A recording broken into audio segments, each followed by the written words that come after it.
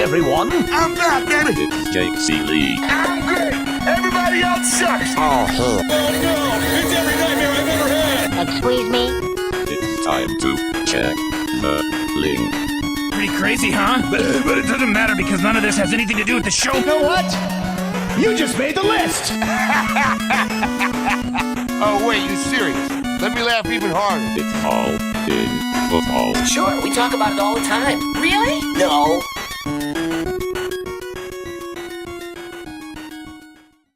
What is up, you holiday ducks? Happy Merry Christmas as it's passed. Happy holidays if those have passed. What else we got? Happy New Year's is coming up. Merry New Year's. Yeah. What is it? Is it the Merry Christmas? I'm mixing them all up. Yeah, what are you doing? I'm drunk on Christmas Happy presents. New Year. He's Eggnog, still yes. drunk, ladies and gentlemen. Still feeling the eggnog and spice rum. 100%. No? It is Jake Ciely, myself, and Chris Meaney. All on football. On BetsTV, you can watch live on BetsTV.com. Or if you're watching on YouTube, and thumbs up, subscribe, rate, review, all that good stuff. And what else we got? TheAthletic.com/BetsTV, all capitals. Just another reminder, if you haven't used the free month yet, you can still use it. And 20% off at FTN. Code all in. Good morning, everybody. I don't even know. Season sweepings. I already wore this on Christmas and took a picture, but I want to wear it one more time just because it's so awesome. If anybody watches awesome. Cobra Yes. Kai Super Season Sweepings, this is probably one of my favorites so far. Did you get any presents for? Do you have pets? I don't even know that, Chris. Do you have pets? I do, yeah. I have two dogs. Did you get them presents? They're father and Did you son. wrap them? Yeah, we get them presents every year. They don't care about presents though. Like they want treats and that's it. So Really? like when we're don't do opening up toys? gifts. Nah, they have toys, but just don't care about them. They're just two Shih Tzus that just do not care about toys at all. We have these two. Hold on. I didn't know they were Shih Tzus, and I thought you were about to call them two blanks because they're like jerks.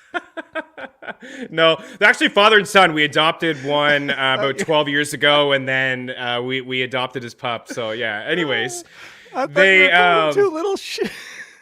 Go ahead. we can if you want. No, they're good dogs, man. They're good dogs. But yeah, they just don't care about toys. We have actually these two Santa toys that we break out every year for them, and they make noise and stuff, and they get excited at first when we break them out of the box and give them, and then that's it. It's over. But when there's like unwrapping under the tree, one of them gets involved, like wants to see, like curious what's going on, and if it's not a treat, they could care less. But yeah, two little Shih Tzus. Couldn't care less. Couldn't care less. What did I say? Could. Yeah, could care less. As I don't know if anybody saw on Instagram, Barkley loves her toys. She doesn't do well with the unwrapping, so I don't even wrap them this year. But once the toys are out, although she gets bored with them after 2 or 3 days, she's like, "All right, that was fun. I need something new." Same thing with if I get her bones to chew on. Same thing. She's like, "All right, yeah, that was awesome." And then 2 or 3 days later, she's like, "All right, I need something new." She is the most ADD dog in the history of forever. But if you had ADD, just in general, not even like classification of it, but I hoped you wanted to tune out of that game last night. Let's start with the Cowboys, because here's why, Chris. I don't want to start with the Cowboys game to be like, oh my God, look at that offensive explosion, and why didn't CeeDee Lamb get a piece of it when everybody else did? Or Zeke got his touchdown, but not a lot of yards. Or like, it's stuff we've talked about for the longest time. What I want to talk about is there's two ways here. One is I jokingly said congratulations in your consolation bracket for Dak Prescott because you had waited 5 weeks and probably weren't surviving if you have Dak Prescott. If you did, I don't know. And that's where I want to go with this, is I found the interesting thing was there were some people that were saying, no, he's still carrying me. No, I'm still riding with Dak. And I was a little surprised, Chris, because we talk about this every year. We say start your studs. Not that you care about my team, but I am not advancing in my home league to the finals because I started Saquon Barkley. Who were the other two? DK Metcalf and Cordero Patterson, who I should have benched for Rashad Penny, Amon St. Brown, and I forget the other person now at this point because it doesn't even really matter. Well, I mean, this might as well. But that's the point, is we say start your studs, and we say start who got you here and all that type of stuff.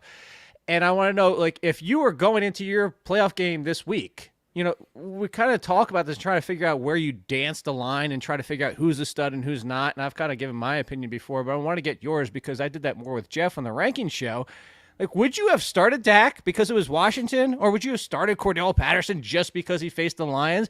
Or, like, where do you try to play that game of, you know, start your studs versus, yeah, but I know what I know? Yeah, it's well, I got trapped into that in my home dynasty league. I have Dak, and I didn't advance. I mean, he obviously wasn't the reason. It's a super flex. I've been rolling him out obviously as a super flex. He's one of my two quarterbacks that keep playing him. But I guess when you're saying start your studs and other guys in matchups, like you mentioned Saquon, I have Saquon on that home dynasty league too, and I did not want to start this guy.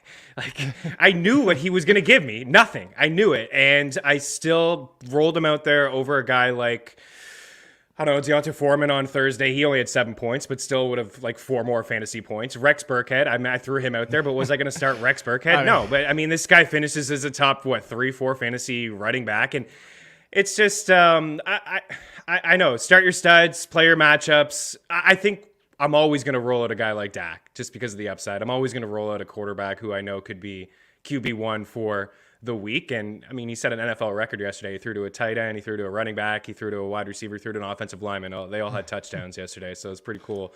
3 offensive lineman touchdowns this week, by the way. Yeah, Lane Johnson. We got a trifecta. I don't know, the third was I forget his name. It was Lane now, Johnson, and then it was the one that I made the joke about Dylan McDermott. Dylan Maroney. Oh, I don't know. yeah. But McDermott was the other one because I can never remember the. Yeah. But remember they did the SNL sketch, whether it was Dylan, Yes, yeah, or Dylan McDermott or Dermot McMurray. I don't even know. I don't. Me neither. I thought the guy I did, that was but... Rachel's friend for like one episode on Friends where they kissed on the balcony. That was like the only thing I know him from. Gavin? That guy. Oh no, yeah, Gavin. He hung the around. maroon for a guy. bit, Yeah. I don't know what else he's from. Episodes. But all right, so this is what I said Family to Jeff. Stone. So let's talk about running back and wide receiver. More importantly. And when I said to Jeff, I said, if they're ones. I said, once you get out of the ones, as in top 12, you can make a case. And this week, I did not have, to your point, I did not have Saquon Barkley as a 1. He hasn't been a 1. And that was kind of my point, is that it's not just not being a 1, it's that they haven't been 1s for some time. Ezekiel Elliott was a 1 at the beginning of the year, and there was no way after those first 5 or 6 games that you were saying, I don't care if he's facing the worst matchup this week. It's the Saints, and I have Rex Burkhead coming off what he just did yesterday. You would still start Zeke.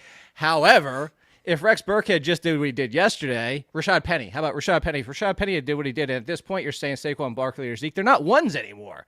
So I think that's where you open the discussion. And yes, we'll probably lean with the guy who got you here more.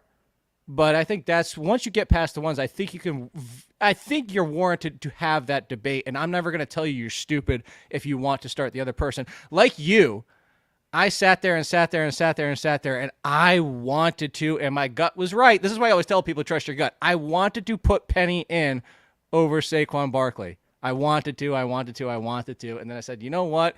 He did have that touchdown in that one game. He can get me 15 off 60 yards. And I just didn't think it was going to happen, but I said, I know. And the bigger thing was like, Penny is like, was he going to make it through the game? Well, yeah, and the weather too. And I didn't really know it was going to be snowy in Seattle until that was the other reason. I wanted to start Penny. I checked the weather. Right. Well, I bumped up Penny a little bit. It's crazy to say that because of the snow. You would think, why would you do that? But it's just like, oh, they're just going to run the football. This is what Seattle wants to do anyways. Well, we've seen guys have great games in snow days, on snow days. It's 50. The rule is, and it's in my article, it's 15, 25, 35. Easiest way to remember it. 15, 25, 35. 15 plus wins. You start to get a little bit concerned about the passing game. Not that much. It just might be, that's a tie break, like back to back. Who do I play? Don't play the guy with the 15, 20, whatever. Yeah, 25 plus, you start to really get concerned. Now we're talking about bumping people a tier because those usually include gusts that are like 35 to 40. The 35 is 35 and under temperature. Now you mix any of those two together along with precipitation, and that's where you start to lean on the run game. And that's why. That's the easy way to remember it. We got our guy George Z hanging out here too. And it's funny, he said the Bears. I also had the Bears, dude. Good on you, because I talked to some family members in Seattle and they were like, wow, we have green. It's not a green Christmas here. Like, it's always a green Christmas in Seattle. And they're like, we have snow. We're going to the football game. It's supposed to snow. We're so excited. We get to wear like like some warm weather gear. Like, we're pretty fired up about this. And I was like, well, Russell Wilson's not going to do good in that kind of weather. And then we laughed and we joked about it. And it's like, I'm taking Chicago and St. Nick, right? right? Nick Foles this time of the year, he always finds magic, and he found magic yesterday too. But yeah, to your point, like Penny, I didn't have a ton of confidence in him, but knowing that it was going to be that type of game, I just figured maybe a couple more carries from him. But man, a conversation for another day about Saquon. It's 3 straight weeks, in my opinion, where Booker has looked like the better back, man. Like, and I don't know what to do with him next year, but I'll be honest, I'm not going to draft him. He can fall to the end of the second, and that's where I would take him. He's not touching that guy. We'll talk about him in the offseason, but we can also talk about him in a second, because now we are in championship week. I've said this a few weeks ago too. You come back we'll be here week 18, and we're doing a combined show next Tuesday with Chris and Lauren, because there's really no waivers. But if you want to play like a week 18 DFS, or just a league where everybody drafts whoever the hell you want just for one more week just to play fantasy football, I mean, it's just fun to still have something to play and do and pay attention to. But we can talk about Barkley in a second, but I want to stick real quick. The Chicago-Seattle game, there really wasn't much to talk about. I mean, it's David Montgomery, Darnold Mooney bounced back, whether or not the quarterback situation, that was the Nick Foles, Justin Fields all up in the air. So not a lot to carry over to next week, but I do want to stick on Rashad Penny real quick. The last 3 games, he's looked great. The only time he hasn't was the time he was in the locker room. That's the only time he hasn't looked great, was when DJ Dallas got his touchdown and his run in that sandwiched game. That was the only time. But outside of that, in that game, Penny was still out there 80% of the snaps while not in the locker room. 2 huge games, still look good in that one. So I ask you this, Chris, and this is what, championship week, Penny is in your lineup. Do you even think about it? Put it this way. Do you even think about putting him on your bench because of the risk that he could, exit early? No, I don't think so. You have to suck it up at this point. Yeah, I think, right? There was a dud game. I mean, he didn't I don't want to say he was the reason I didn't advance in one of my leagues a couple weeks ago against the Rams. You mentioned in the locker room and stuff, he wasn't great in that game, but 2 of the last 3 one was on the field. Yeah, I mean, 16 for $137 and 2 touchdowns in week 14, and then 17 for $135 and a touchdown, and now he has the Lions this week. It's super encouraging. I buried the lead on purpose on that one. Yeah. I'd like to see him get some targets out of the backfield a bit. He didn't get one yesterday, and DJ Dallas does seem to be that guy in the 2-minute drill late in the first half and in the second half. But whatever. I mean, we're just kind of. At least he's getting 15 plus carries on the ground. And we know stubbornly what Seattle and Pete Carroll want to do.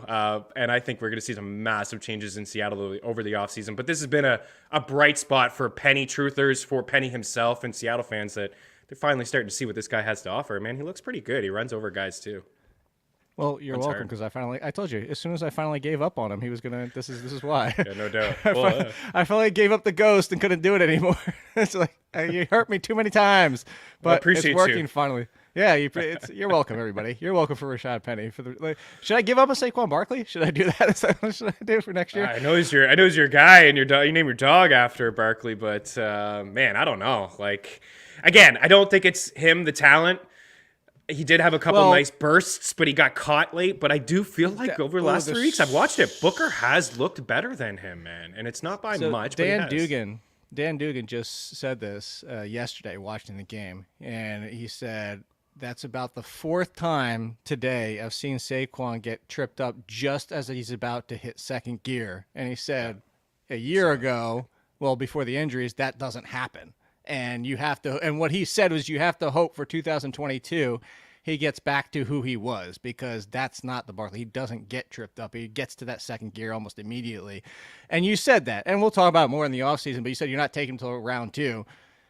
I don't know that I could argue with you that much, because you have to think about, we had our holiday Christmas party. Thank you for Nando for putting that together. It was actually more fun. Yes, Michael Salfino argued with everybody on the entire thing, almost the entire time. But one of the things, surprise!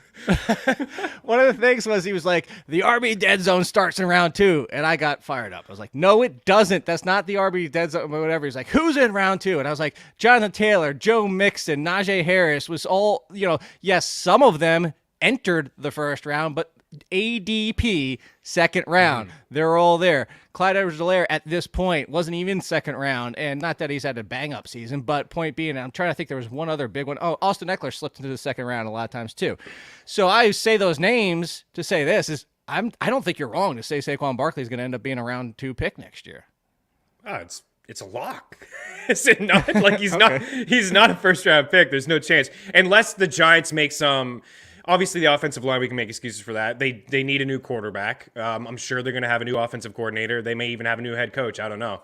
So it could be a whole change of things. But, I mean, it's off the top of my head, I can name a good 6 or 7 running backs, and we're putting Kupp inside the top 5. Devontae Adams is going to be in there. Tyreek Hill is probably going to be in there. Justin Jefferson may be in there. So, like, I think Jefferson will be. I think people are sour Jefferson on will be. Especially after yesterday. Yeah, he burned me too in that home dynasty league, right? I had him on my squad too, and that's what is it? Part of it, I'm assuming here. I just did a ho ho ho. You just came off the COVID list. You did do a ho ho ho. On purpose. Sorry, go ahead. COVID came off the COVID list. Maybe he wasn't 100%. And then the game just got out of hand. I mean, it was over before it even started. I think that's like 5 straight games the Steelers have been shut out in the first quarter. The game was over right away, and I knew that Hill wasn't going to touch the field after that. As bad as that was for the Steelers, did you see my tweet about the Cowboys yesterday? What they scored? So it was before they even got to the 50s. It was when they only had 49, by the way, that the Cowboys, when they had 49, they finished with 56 yesterday, right? I'm remembering correctly? It was all touchdowns. So. It was 8 touchdowns, yeah. right?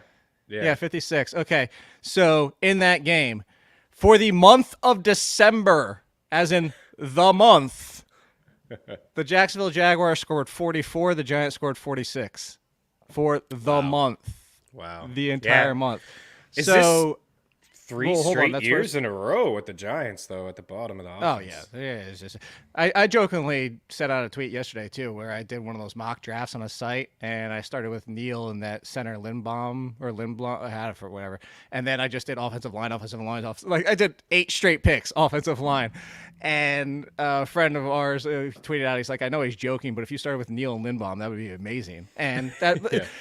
Jokes aside, like, are we going to be that forgiving with Barkley next year? I know we're doing a lot of off-season talk for this one, but, I mean, this is Lindebaum. Thank you, Jiggles. I knew it was something a little bit different than just Lindbaum. But jokes aside, because I kind of want to fold this into the championship week. If you made your championship with Barkley, I mean, are you benching him? Oh, man. Like, do you almost have to find a reason to put, like, where you and I were trying to get him out of our lineup, it's at Chicago. Not that their defense has been great this year, but it's been good enough that, like, in Chicago, do you just say, like, you have to convince me to get Barkley in my lineup? Yeah, I mean, I'd like to hear from the viewers, listeners hanging out. There's no chance. Like, if they got Saquon, they got by. I mean, they must have had some massive performances from others. I don't know. Like, Ronald Jones, I'm playing over him. I'm just looking ahead here. Sony Michel, I'm playing over him. I probably won't go with any of the Detroit backs. I mean, it's just a bloody mess there with the 3 guys. Elijah Mitchell returns. I'd roll out Elijah Mitchell. Absolutely. All right, Chris. There's a lot of guys. You're going to make a list. What you're doing. There's like 25 plus players. I mean, honestly, you're just not starting Saquon. That's it. They're just not doing it. I mean, but you might as well. I mean, like, you kind of set it up. You got halfway through. Last one of the year?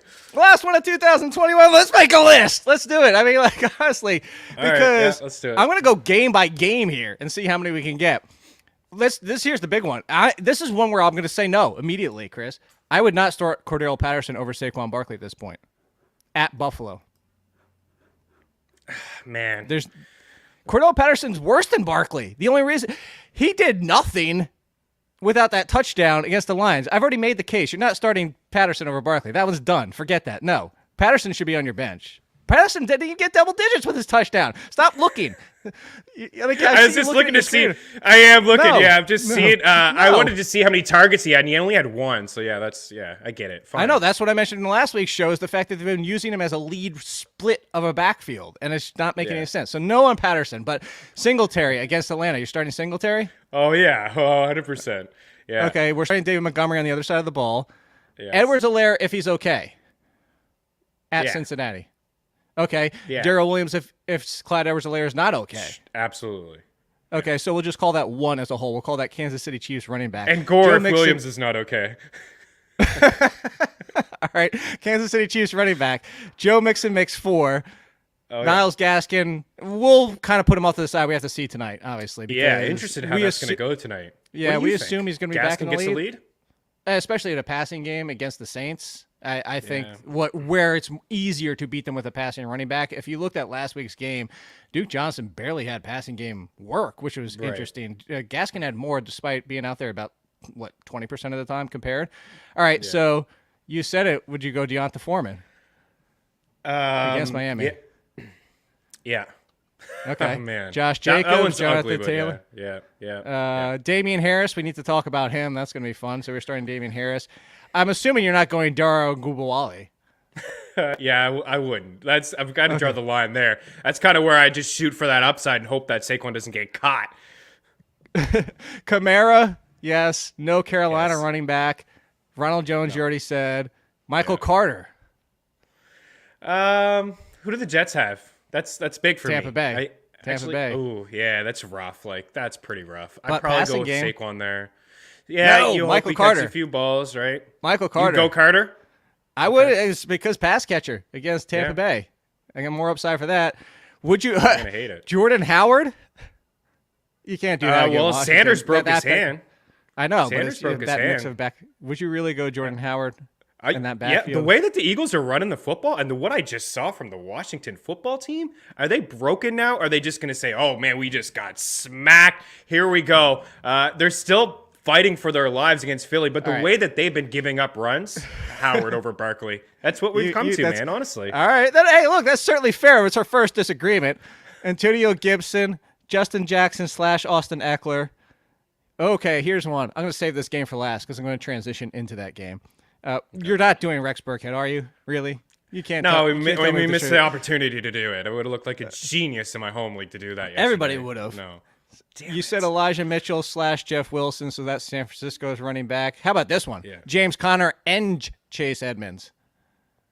Because we're assuming That's Conner's a good back. one. I still would probably roll out both Arizona. They got Dallas this week. Yep. I So probably still Zeke- would roll out both Cardinals. You wouldn't backs roll over Pollard Saquon. out there, would you? Nah, getting too risky Okay. there with Pollard. Would you start any Detroit Lions running back Nah. if Swift is back? What about Swift? No. Oh man, Okay. Swift. So, I just assume Rashad that Penny, Swift's though. going to get shut down. Yeah, but Penny, yeah. Sony Michelle. Buddy, where is he ranked? He's outside the I'm, top. I'm getting 15 to it. for We're almost sure. to the bottom. No. Michelle, Sony Michelle. yeah. We're not Henderson, doing no. Devonta Freeman. No. We're doing the No. Minnesota running back, Cook / Madison. Aaron Absolutely. Jones. Oh, Not yeah. A.J. Dillon. Najee Harris. Nick Chubb. And here's the one I say for last. We are at 24. We're already at 24. Wow. He's not even well, no, wait. He's holding on to RB2 life by this one team that I left for last because I wanted to transition into what happened yesterday. Drew Lock murdered his run game. Murdered it. Threw a ton, was terrible as Drew Lock can be. Is this as simple as let's use it as the Saquon comparison?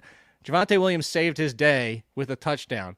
Melvin Gordon, you might not see on the leaderboard because you have to go past all the zeros to get to him because he had negative. And that's not a joke. No, Negative it's not. rushing yards. It wasn't even a fumble. Negative rushing yards, everybody. Drew Lock destroyed this offense.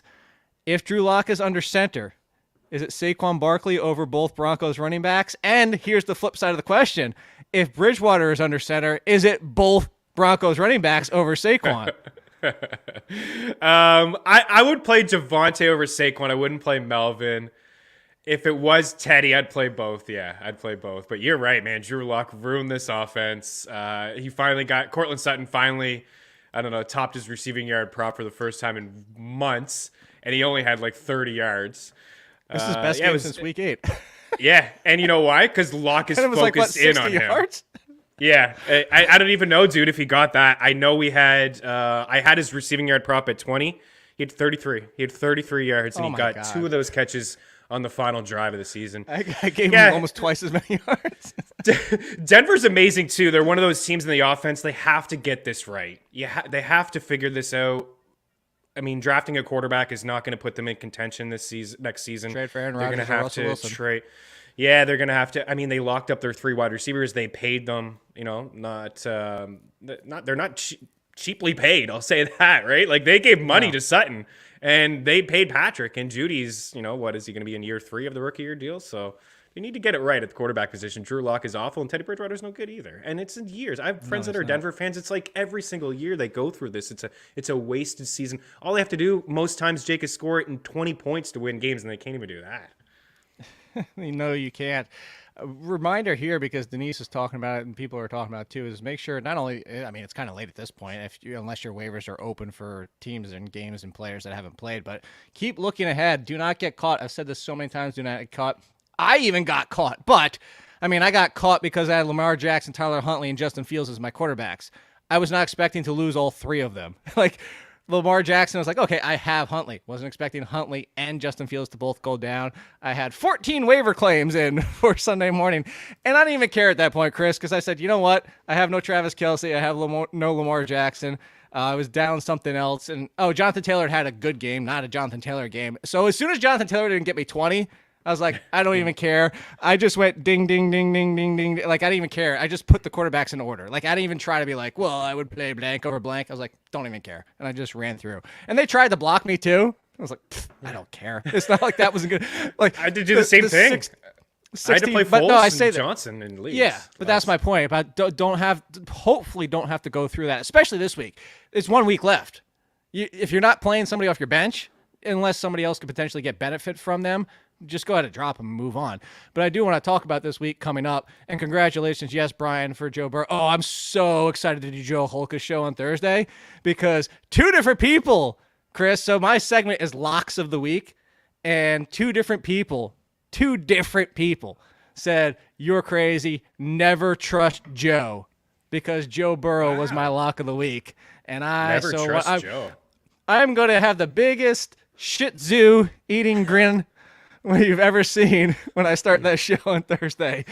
But let's talk about Cincinnati because that was insane. But here's the thing. Burrow has been very matchup dependent down the stretch. He's had some stinkers. Let's be honest about it. Especially comparative to yesterday, but he's had some stinkers. Just the Broncos game alone.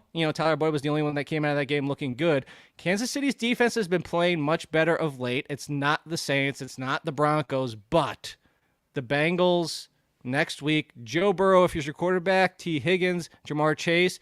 Do you just roll all of them out? Is this one of those situations where it's like they're not studs, but they're on the precipice of studs, and you just keep them out there because we just saw what could happen?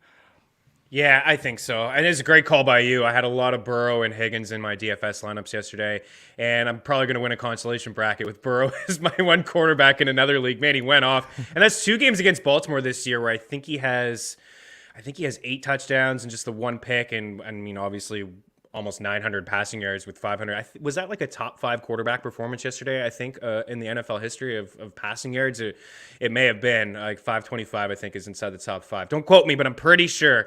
I think you just roll them out, and we're going to get a real good feel of the Bengals. They have been inconsistent. They've been scoring. I mean, look at them last year. They were a bottom 5 offense, and this year they've been a top 5 offense.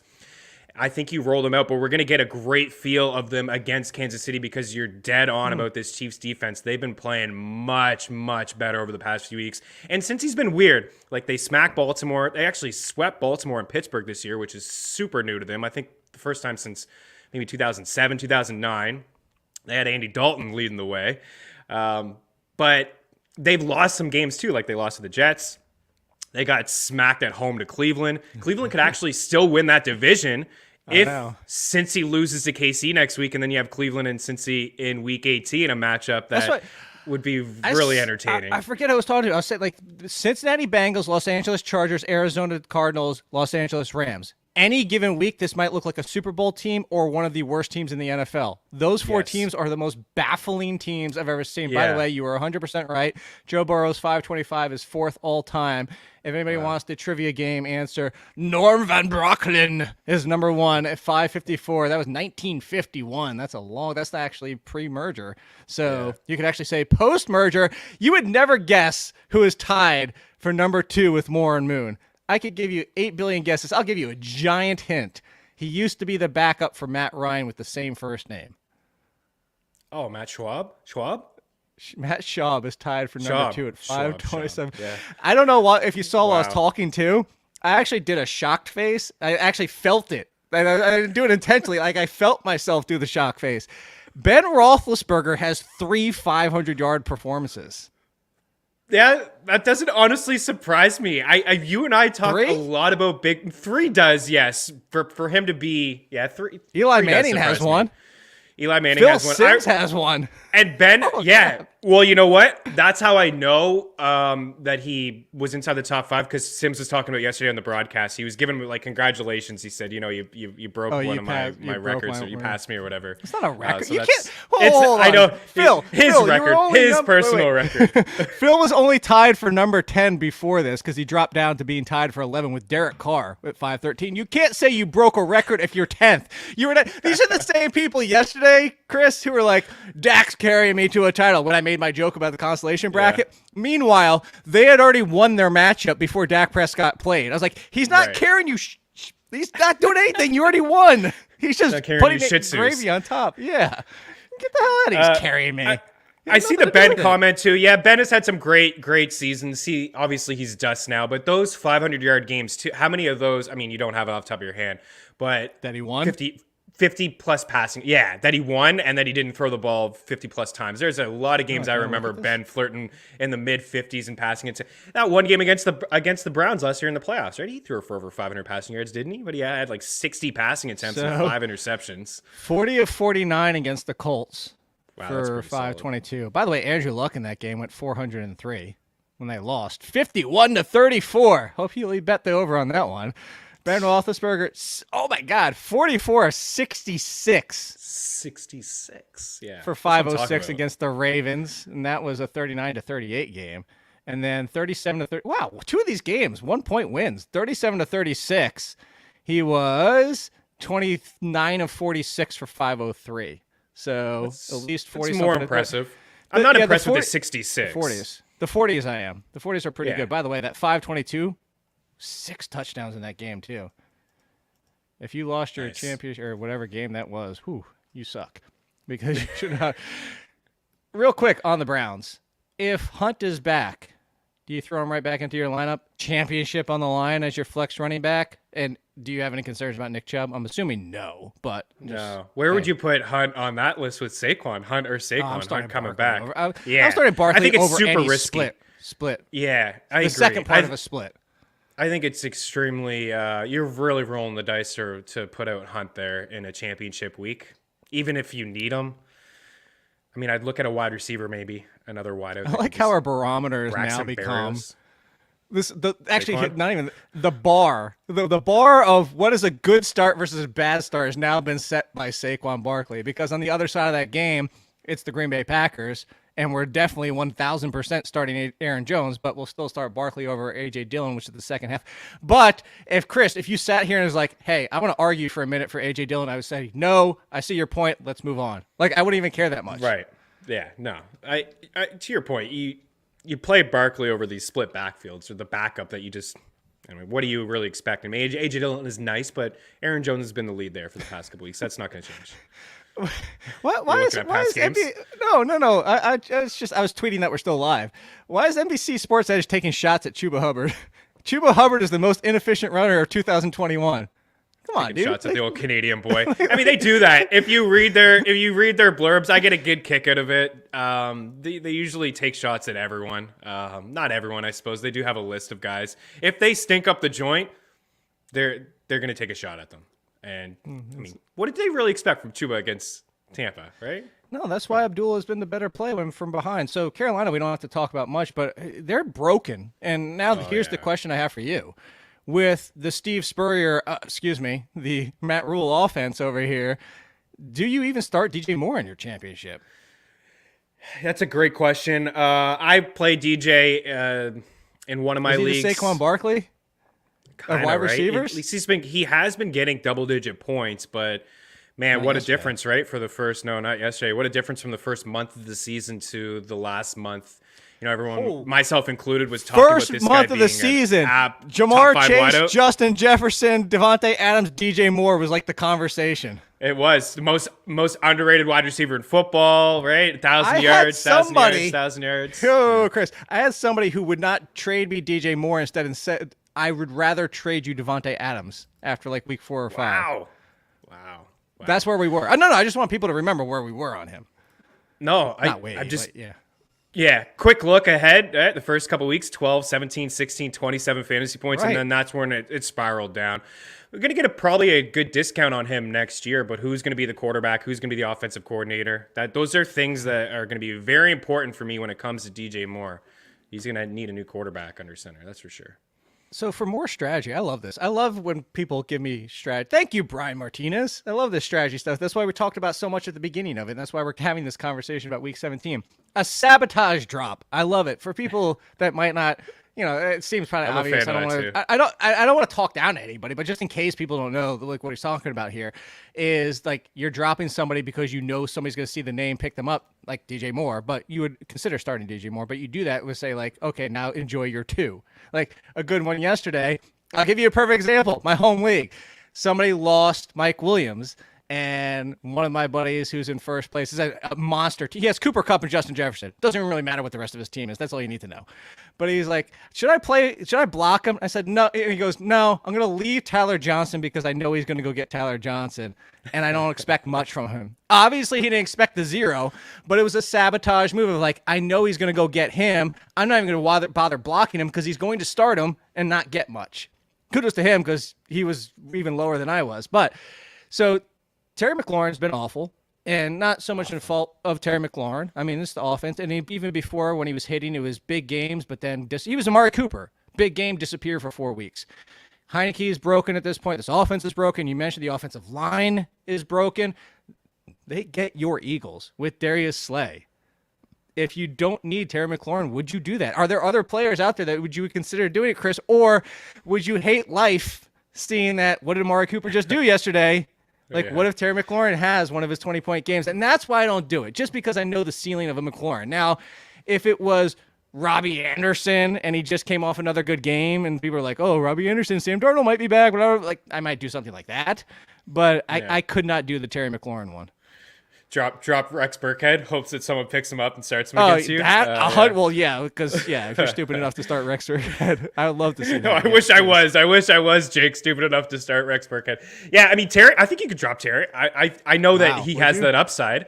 I mean, why not? He's up against Darius Slay. He just got shut down, as you mentioned. They just played the Eagles a couple weeks ago. He had 2 for 51. I mean, he's had holy crap! Yeah, but what if one of he's those hit double-digit 51 has a fantasy points touchdown? Once since week 7? It's possible. Yeah, you mean you're playing a risky game. You said, would you hate your life? I would hate my life if I dropped Terry McLaurin and I lost in my finals because, I lost because of Terry McLaurin. That would break my heart. I don't know if I could take that. So I probably wouldn't drop him, but I'm definitely not starting him because you mentioned Washington's offense is broken. Terry had, when he was a rookie, he faced top corners, and he had poor quarterback play at that time, and he was beating top corners, and he was great. And then in the sophomore season, we saw a little bit of that as well. But now it's, I have him in a dynasty league. I'm a little uncertain about him. Man. This is another quarterback who needs. This is why they signed Curtis Samuel. They knew what the NFL was starting to do is they're treating him like T.J. Hawkinson before he got hurt. He's getting treated like Kyle Pitts, who actually had another big game. It's when you only have one legitimate dangerous weapon. When did Josh Reynolds start kind of, and I know he came in late, but at any point, when did other people start becoming relevant? Oh, it was when Amon-Ra St. Brown started, and you add a second factor to that team. You can't have one option. No, I mean, we've seen it before. I mean, so here's one for you. Would you start, let's say you hold on to Terry McLaurin. Would you start Terry McLaurin? This is going to be the Saquon Barkley game here with Terry McLaurin. Or Isaiah McKenzie? Because no Cole Beasley and no Gabriel Davis. For everybody that don't know, neither of them were vaccinated, so they're both out 10 days, and they're both out through week 17. I almost said 6. Got the mind spinning here. They're out through week 17, so next week is going to be Isaiah McKenzie, Emmanuel Sanders, and Stephon Diggs. Man, I may start Isaiah McKenzie, and I'm not expecting, what he did with 11 catches and 125. A buddy of mine, him, Drew Livingstone. We all worked together before. He's a big Bills fan, and he messaged me yesterday morning. He said, how come I can't find Isaiah McKenzie's props anywhere? This guy's going to be a big factor here today. All I could find was his 18.5 receiving yards. He said, smash it. I would take anything over 3.5 catches. We're not going to find Isaiah McKenzie over 4.5 anywhere. I would take it. The dude had like 4 grabs in the second series. Again, we can't expect this kind of performance moving forward. But to what you said, Gabriel Davis, who was already trending up in this offense, we talked about him last week, and Coral and Beasley, if these guys aren't going to play next week against the Falcons, a team that wants to throw the football, Jake, they do want it. They have a little bit more of a balanced attack lately. Certainly Singletary's been sprinkled into this offense way more. 2 straight weeks now where he's acted as the lead. I think you can certainly trust him. But they're going to still throw the football. And he could be the number 2 in that offense. So, yeah, I would, man. Wow, crazy. Isaiah McKenzie over Terry McLaurin in your championship? What is happening? 2021 is what's happening. Let's be real about it. So, the one thing on the other side of this game, so I had Damian at like RB 20-ish, and that's just because of the risk. Like, this is another one. Like, if you told me he was 100%, I probably would have had him at like 14 or 15. I would not have had him inside my top 10, admittedly, because it's still the Patriots, and they still did use Brandon Bolden. They're still going to use Brandon Bolden. But the Stevenson being out, I got a lot of questions like, oh, you still have him at 20s. That without Stevenson? I was like, do you see Stevenson's in the ranks? He's not in the ranks. That means he's without Stevenson. But I said, I would love to have put him higher. I admittedly had him too low. But again, I did not know his health, and I knew Brandon Bolden would be involved. I was not expecting 3 touchdowns. I was not expecting Damian Harris to go bananas, ape crap, nuts, whatever you want to call it. He's got Jacksonville this week. But here's how I want to phrase the question to you, Chris. How much do you trust him? I'll give you we normally do this with Lauren. 1 to 10, but not to worry. 1 to 10, I want you to trust level Damian Harris, assuming, because it sounds like he should be out for just one game, assuming Stevenson is back for week 17. I don't know, like a 6. I still don't trust him all that much. It's the Patriots, it's hard. Man. Yeah, exactly. It's the Patriots. Yeah, I mean, you felt better about Stevenson not being in there if you were a Harris owner, and you probably rolled him out. I'm with you. I had him, I think maybe 19 or 20. There were other backs that I felt, a lot better about that were in better spots, like Ronald Jones, Justin Jackson. I even had Miles Sanders ranked ahead of him, and I think he was on his way before he broke his hand. But yeah, it's the Jags. Hey. It's going to be a split committee. You know that the one thing I think we could say, Jake, with Harris is what's been true all year is he has been that goal line back.